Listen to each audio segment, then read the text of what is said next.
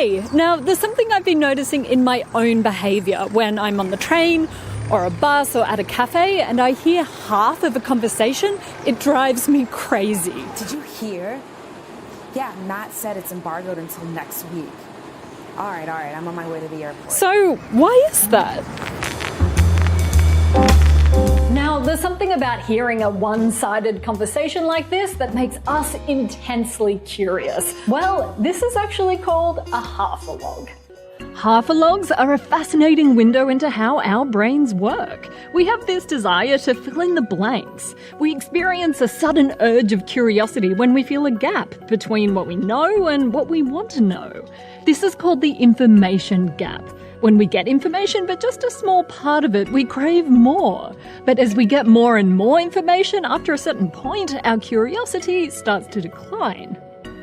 So where does this sudden desire for information even come from?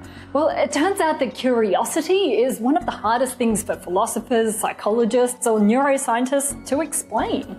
There are hints that we come with a primal curiosity circuit in the brain that's probably shared with many other animals. In this circuit is an area called the caudate nucleus. It's involved in anticipating reward coming from more primal things like food, sex and drugs in the form of tiny spikes of dopamine, which makes you feel fantastic. But researchers have also found when we're faced with a trivia question, we have a surge of activity in this area. Perhaps that explains my addiction to Jeopardy! But instead of giving you your well-deserved reward, halfalogues abuse this circuit by their incessant cliffhangers.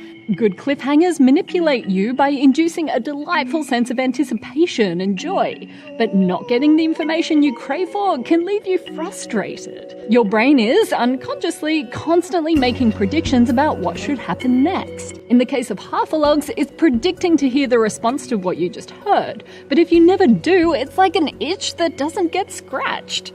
Hearing halfalogues can ruin your daily commute, just like how unresolved cliffhangers can ruin a great TV show. Because sources of incomplete information have such a stronghold on our attention, some think it might mean open workspaces are not the best idea for productivity. But studies that have measured performance on simple tasks in the presence of halfalogues haven't been conclusive so far. Sure, halfalogues might be annoying, but the curiosity that they evoke is helpful and even enjoyable. Curiosity promotes learning.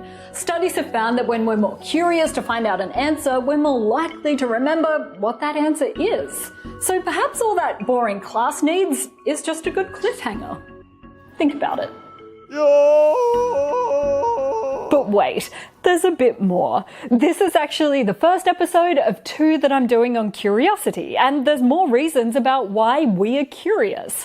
The next episode answers an important question that you've been wondering for a long time. What if